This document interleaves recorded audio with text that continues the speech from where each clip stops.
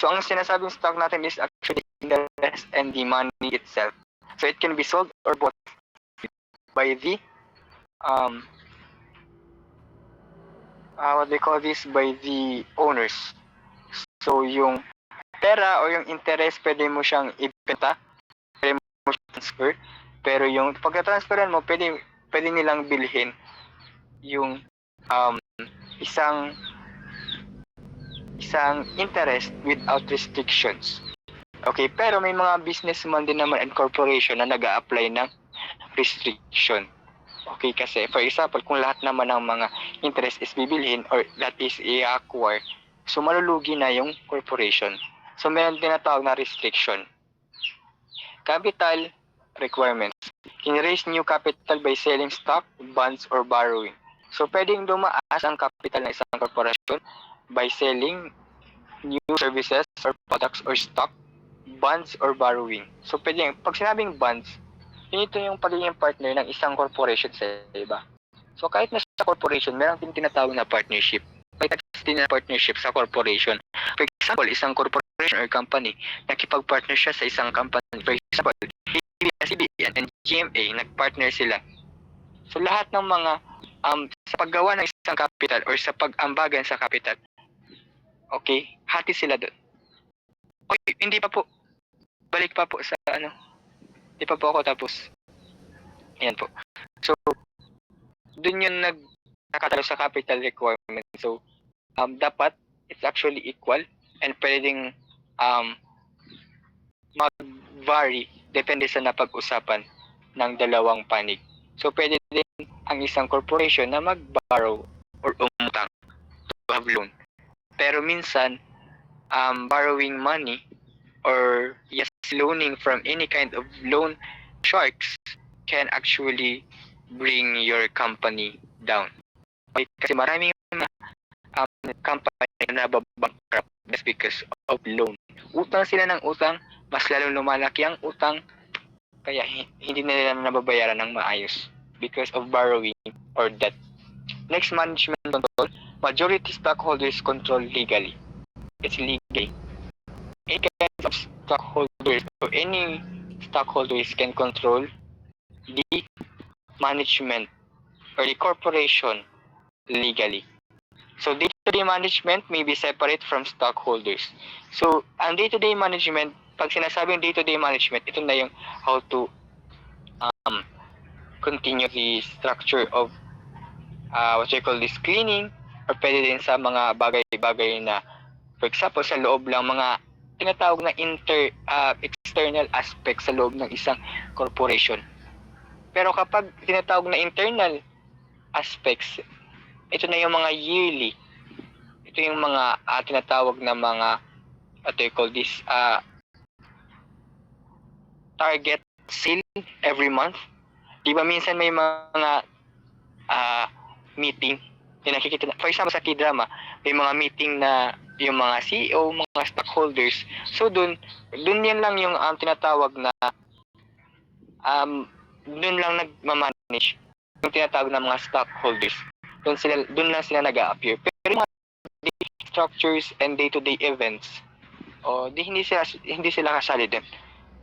Actually, it actually depends sa CEO, sa owner of the corporation, and the management kung kailan sila magpapakita in order to show management of the stockholders. That's why it's actually separate from day-to-day management. Yun yung pagkakaiba ng mga stockholders sa iba. Next slide po.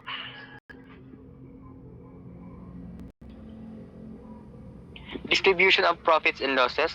Shareholder shares in profit through dividends. So sabi ko kanina, lahat ng mga distribution, lahat ng mga profits or profits, yung mga kinikita ng isang company, nakadepende yon sa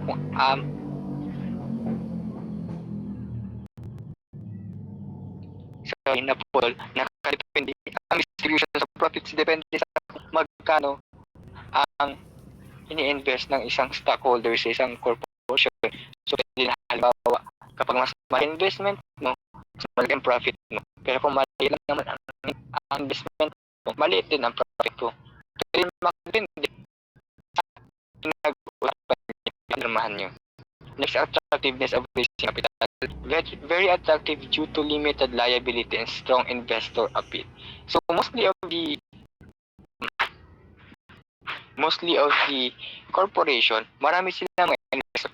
So mostly na mga investor, they have something about them na nakakahatak din ng ibang investor. For example, ako sa isang company. Okay, sabihin natin na sikat akong tao sa buong mundo. Okay, sa buong Pilipinas lang. So, let's not take ourselves ahead. So, halimbawa, sa Pilipinas, sikat akong tao.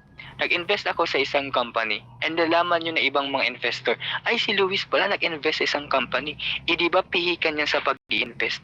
Siguro maganda ang services ng isang company. Let's try to invest. Ganun yung tinatawag natin na attractiveness for raising capital. Mostly of the investors sa isang capital, nakadepende sa kung ano yung what do you call this? Societal rank ng isang investor. Minsan nahuhugot or nahahatak ng isang big investor ang ibang mga investor to invest in a specific corporation. So that's all. Yun lang po yung mga topic ko ngayon. Before I end this discussion, let me ask you what you have learned sa discussion po natin in order for me to make sure na may natutunan po kayo sa discussion natin for this afternoon. Okay, let me ask Miss Charilu. What have you learned po sa discussion po natin this afternoon? Sa forms of businesses and the different aspect of business. Miss Charilu po. Paulit daw. So, what have you learned po sa discussion? Sa forms of businesses and different aspect of business. Sa tulong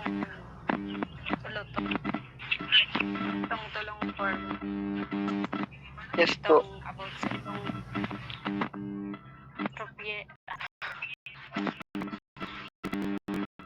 itong individual lang. Okay. Pero solo mo lang si profit. Okay, thank you very much, Miss Carilu. How about the others po, Mr. Delgado? Sir, wait lang po. Go on. So, I learned na sa different types of, yung ano po, sabi mo, sir, kanina, yung proprietorship, Proprietorship. yes po, partnership, tapos si cooperation. Natutunan ko po si pagkaka-difference ng tatlo po, sir.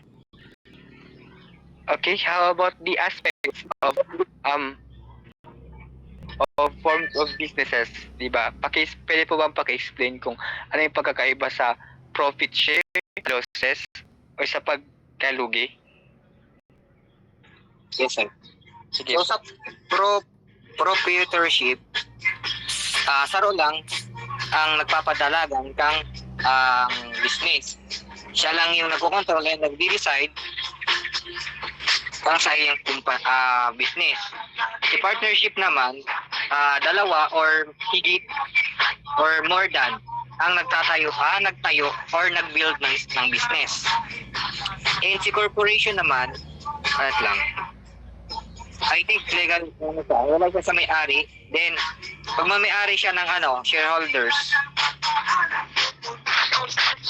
Thank you very much, Mr. Delgado, for your detailed and well-structured opinion and insights about our topic for this afternoon. So I'm very pleased and very happy by your cooperation and participation for this afternoon meeting. So I hope that you have learned and gathered or you have take away a lot of knowledge and insights about our topic for today, about the forms of businesses and the aspects under the forms of businesses. So again, I am Luis Joseph Talastas, and I'm very thankful for your cooperation and participation for this afternoon meeting. So thank you, and that's all po.